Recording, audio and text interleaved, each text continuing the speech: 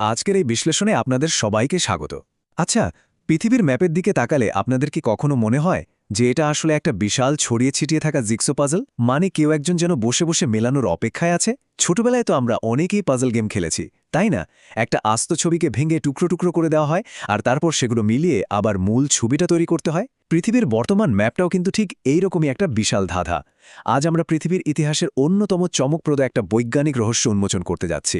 কিভাবে আমাদের পায়ের নিচের এই কঠিন মাটি একসময় সম্পূর্ণ অন্যরকম ছিল, আর কেমন করেই বা তা আজকের এই আধুনিক মানচিত্রে পরিণত হলো, চলুন সেটাই আজ জানা যাক। তো চলুন বিষয়টা একটু গভীরে গিয়ে দেখি। আপনারা যদি আধুনিক মানচিত্রে দক্ষিণ আমেরিকা আর আফ্রিকা মহাদেশের সীমানাগুলোর দিকে একটু খেয়াল করেন, তাহলে একটা অদ্ভুত ব্যাপার চোখে পড়বে। মনে হবে যেন এই দুটো মহাদেশ একসময় একে অপরের সাথে একেবারে নিখুঁতভাবে জোড়া লাগানো ছিল, ঠিক যেন একটা ছিঁড়ে যাওয়া কাগজে দুটো টুকরো, তাই না? আর এই রহস্যময় মিলটাই কিন্তু বিজ্ঞানীদের রীতিমতো ভাবিয়ে তুলেছিল। পৃথিবী কি শুরু থেকেই ঠিক এমনটাই ছিল, নাকি এর পেছনে লুকিয়ে আছে কোনো বিশাল ভাঙা গড়ার ইতিহাস? এই যে মহাদেশগুলো একসময় জোড়া লাগানো ছিল এবং পরে ধীরে ধীরে দূরে সরে গেছে, এই যুগান্তকারী আইডিয়াটা কিন্তু একদিনে আসেনি। ইতিহাসের পাতা উল্টালে দেখা যায় 1858 সালে বিজ্ঞানী এস স্নাইডার প্রথম এই মহাদেশীয় সঞ্চরণ বা কন্টিনেন্টাল ড্রিফটের একটা লজিক্যাল ধারণা দেন। কিন্তু সত্যি বলতে কি, তখন কেউ এটা তেমন একটা পাত্তা দেয়নি। এরপর 1910 সালে এফ টেলরও অনেকটা একই কথা বলেন। তবে এই তত্ত্বটা আসল লাইমলাইটে আসে 1912 সালে। জার্মান আবহবিদ আলফ্রেড ওয়েগেনার তার বিখ্যাত কন্টিনেন্টাল ড্রিফট থিওরি বা মহাদেশীয় সঞ্চরণ তত্ত্ব সবার সামনে নিয়ে আসেন। ওয়েগেনারই মূলত প্রথম এই ধারণাটাকে বিজ্ঞানমহলের একদম কেন্দ্রবিন্দুতে দাঁড় করিয়েছিলেন। যেহেতু ওয়েগনার একজন জার্মান বিজ্ঞানী ছিলেন, তাই তিনি তার এই বৈপ্লবিক তত্ত্বটা প্রথমে জার্মান ভাষাতেই প্রকাশ করেন। 1915 সালে তার সেই মূল বইটা বের হয়, নাম ছিল দাই এনস্টিহাং দেয়ার কন্টিনিটা আন্ট ওজিয়ান। তবে আসল ঘটনাটা ঘটে এর কয়েক বছর পর। 1922 সালে বইটার একটা আপডেটেড ইংরেজি ভার্সন বের হয়, the origin of continents and oceans নামে। আর ঠিক তখনই বিশ্বজুড়ে বিজ্ঞানী মহলের রীতিমতো একটা বিস্ফোরণ ঘটে যায়। বছরের পর বছর ধরে বিজ্ঞানীদের মাথায় স্থির পৃথিবীর যে ধারণাটা গেঁথেছিল, ওয়েগনারের এই একটা বই সেটাকে পুরোপুরি শেকড় থেকে নাড়িয়ে দেয়। ওয়েগনার তার তথ্যে প্রাচীন পৃথিবীর দারুণ একটা ছবি এঁকেছেন। তার মতে আজ থেকে কোটি কোটি বছর আগে পৃথিবীর সমস্ত স্থলভাগ, যা হালকা শিলাস্তর দিয়ে তৈরি, সেগুলো একসাথে মিলে একটা বিশাল অখণ্ড মহাদেশ হিসাবে ছিল। তিনি এর নাম দিলেন প্যানজিয়া। বলা যায় এটাই ছিল পৃথিবীর সর্বশেষ সুপার কন্টিনেন্ট, আর এই প্যানজিয়াকে চারপাশ থেকে ঘিরে ছিল একটা মাত্র বিশাল মহাসাগর, যার নাম তিনি দিয়েছিলেন প্যানথালাসা। মানে বুঝতে পারছেন, আজকের মতো এতগুলো আলাদা মহাদেশ বা মহাসাগর তখন কিন্তু ছিল না। ছিল শুধুই একটা বিশাল স্থলভাগ আর তার চারদিকে অনন্ত জলরাশি। এখন এই প্যানজিয়া আর প্যানথালাসার নাম মনে রাখার একটা দারুণ মজার ভাষাগত ট্রেক আছে। অনেক সময় কিন্তু এই নাম দুটো আমাদের গুলিয়ে যায়, তাই না? একটু খেয়াল করলেই দেখবেন বাংলায় মহাদেশ শব্দটা লিখতে 4টি বর্ণ লাগে, আর প্যানজিয়া শব্দটাতেও 4টি বর্ণ আছে। অন্যদিকে মহাসাগর শব্দটাতে বর্ণ আছে 5টি, আর প্যানথালাসা শব্দটিতেও ঠিক 5টি বর্ণই রয়েছে। আবার মহাসাগর আর প্যানথালাসা দুটোর উচ্চারণেই সা অক্ষরটার একটা দারুণ মিল পাওয়া যায়। ব্যাস, এই ছোট্ট ট্রেকটা মাথায় রাখলে এই খটমটে ভৌগোলিক নামগুলো আর কখনোই ভুল হওয়ার কোনো চান্স নেই। তবে ভূতাত্ত্বিক সময়ের এই বিশাল স্কেলের দিকে তাকালে আমরা একটা অবাক করা বিষয় দেখতে পাই। জানলে হয়তো চমকে যাবেন। প্যানজিয়াই কিন্তু পৃথিবীর একমাত্র বা একদম প্রথম সুপার কন্টিনেন্ট ছিল না। এটা আসলে একটা চক্রাকার প্রসেস। আজ থেকে প্রায় 28 থেকে 34 কোটি বছর আগে এই প্যানজিয়া নামক অখণ্ড ভূখণ্ডটা ছিল ঠিকই, কিন্তু তারও আগে, মানে প্রায় 60 কোটি বছর আগে, প্যানোসিয়া নামের আরও একটা সুপার কন্টিনেন্ট ছিল। এমনকি 100 কোটি বছর আগে রোডিনিয়া নামের একটা বিশাল ভূখণ্ড ছিল পৃথিবীর বুকে।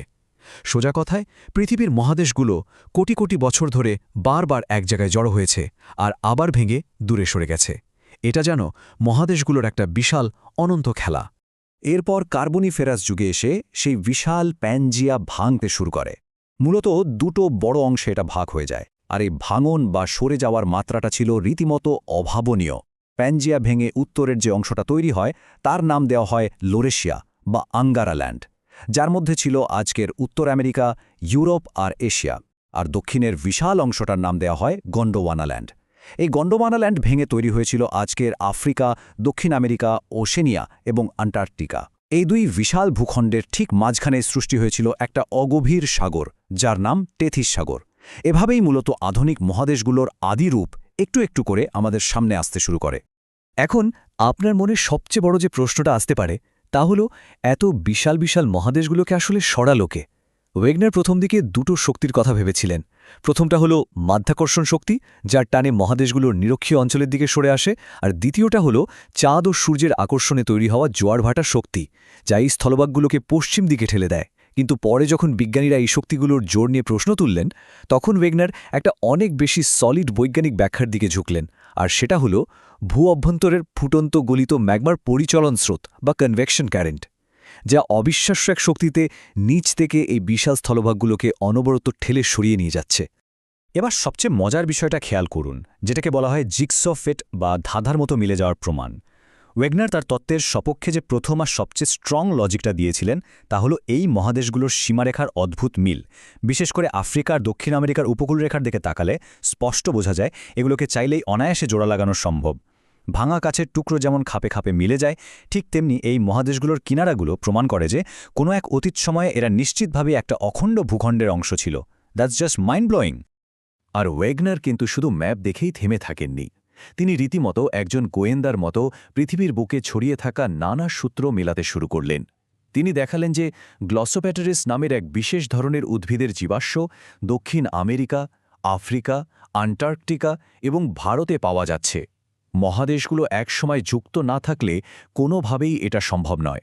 এছাড়া উত্তর আমেরিকার অ্যাপালেশিয়ান আর ইউরোপের ক্যালিডোনিয়ান পর্বতমালার গঠনগত মিল, বিভিন্ন মহাদেশে ছড়িয়ে থাকা লোহা, সোনা বা ম্যাঙ্গানিজের খনিজ বলয়ের ধারাবাহিকতা এবং একই প্রকৃতির আগ্নেয় শিলার উপস্থিতি, এই সব কিছুই মহাদেশগুলোর একসময় একসাথে থাকার একেবারে অকাট্য প্রমাণ দেয়। আপনারা হয়তো জানেন, ওয়েগনার মূলত একজন আবহবিদ ছিলেন, আর তাই প্রাচীন জলবায়ু বা প্যালিও ক্লাইমেট নিয়ে তার গবেষণাটা ছিল অত্যন্ত গভীর। এই প্রমাণের দিকে তাকালে রীতিমতো অবাক হতে হয়। ভাবুন তো, নিরক্ষীয় বা উষ্ণ অঞ্চলে যেখানে আজ প্রখর রোদ, সেখানে পাওয়া যাচ্ছে প্রাচীন হিমবাহ বা বরফের দাগ। আবার কনকনে শীতল মেরু অঞ্চলের কাছে পাওয়া যাচ্ছে কয়লার স্তর আর প্রবাল প্রাচীর, যা কিনা কেবল উষ্ণ জলবায়ুতেই তৈরি হওয়া সম্ভব। এই সম্পূর্ণ অপ্রত্যাশিত জায়গাগুলোতে এসব পাওয়ার একটাই যৌক্তিক ব্যাখ্যা হতে পারে, প্রাচীনকালে এই ভূখণ্ডগুলো সম্পূর্ণ ভিন্ন কোনো জলবায়ু অঞ্চলে ছিল এবং ধীরে ধীরে সরে গিয়ে আজকের এই জায়গায় এসে পৌঁছেছে। তবে এত নিখুঁত প্রমাণ, এত চমকপ্রদ সূত্র থাকার পরেও গল্পে কিন্তু একটা বড় টুইস্ট আছে। ওয়াগনারের এই যুগান্তকারী তত্ত্বটা বিজ্ঞানী মহলে প্রকাশ পাওয়ার সাথে সাথেই যে সবাই সেটা লুফে নিয়েছিল তা কিন্তু নয়, বরং এর বিরুদ্ধে তীব্র সমালোচনার ঝড় উঠেছিল। কিন্তু কেন? মানে এমন কি ভুল ছিল এই তত্ত্বে, যার জন্য সে সময়ের বিজ্ঞানীরা এই মতবাদটা কিছুতেই মেনে নিতে পারছিলেন না? চলুন এবার সেই ত্রুটি আর সমালোচনাগুলো একটু খুঁটিয়ে দেখা যাক। ওয়েগনারের তত্ত্বের একটা সবচেয়ে বড় গাণিতিক ত্রুটি লুকিয়েছিল এর গতিতে। তিনি মহাদেশীয় সঞ্চরণের গতি হিসাব করে বলেছিলেন যে মহাদেশগুলো বছরে প্রায় 250 সেন্টিমিটার হারে একে অপরের থেকে দূরে সরে যাচ্ছে, কিন্তু আধুনিক পরিমাপে দেখা যায় উত্তর আমেরিকা আর ইউরোপ বছরে মাত্র 25 সেন্টিমিটারের মতো দূরে সরছে। একবার ভাবুন, 250 আর 25 দুটো সংখ্যার মধ্যে পার্থক্যটা কতটা বিশাল। গতির এই চরম ভুল হিসাবটাই তৎকালীন বিজ্ঞানীদের কাছে তত্ত্বটাকে অনেকটাই দুর্বল আর অগ্রহণযোগ্য করে তুলেছিল। শুধু গাণিতিক ত্রুটিই নয়, আরও কিছু বেসিক সমালোচনা ছিল। বিজ্ঞানীরা প্রশ্ন তুললেন, আচ্ছা, মহাদেশগুলোর ভাঙন যদি কার্বনিফেরাস যুগেই শুরু হয়, তাহলে মেসোজোইক যুগের আগে প্যানজিয়া কেন ভাঙেনি? এর কোনো সন্তোষজনক উত্তর ওয়েগনারের কাছে ছিল না। এছাড়া মেরু অঞ্চলের সরে যাওয়া নিয়ে তিনি যে ব্যাখ্যা দিয়েছিলেন সেটাও ছিল বেশ বিতর্কিত। আর সবচেয়ে বড় কথা, আটলান্টিকের দুই উপকূলের যে জিগস ফিট বা নিখুঁত মিলের কথা আমরা এতক্ষণ বললাম, খুব গভীরভাবে মাপযোগ করলে দেখা যায় তা আসলে 100% নিখুঁত নয়। সেখানে কিছু ফাঁকফোকর রয়েই গেছে। এত সব ত্রুটি, এত সমালোচনা, কিন্তু তা সত্ত্বেও আলফ্রেড ওয়েগনারের অসামান্য অবদানকে কি কোনোভাবেই অস্বীকার করা যায়? একেবারেই না। তার তত্ত্বে হয়তো কিছু ভুল ছিল, কিন্তু তার এই চিন্তাটা ছিল বিজ্ঞান জগতের জন্য আক্ষরিক অর্থেই একটা বিপ্লব।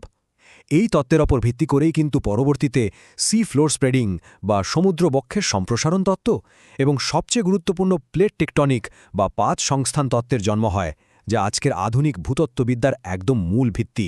ওয়েগনার আমাদের এই পৃথিবীকে দেখার দৃষ্টিভঙ্গিটাই চিরতরে বদলে দিয়েছিলেন।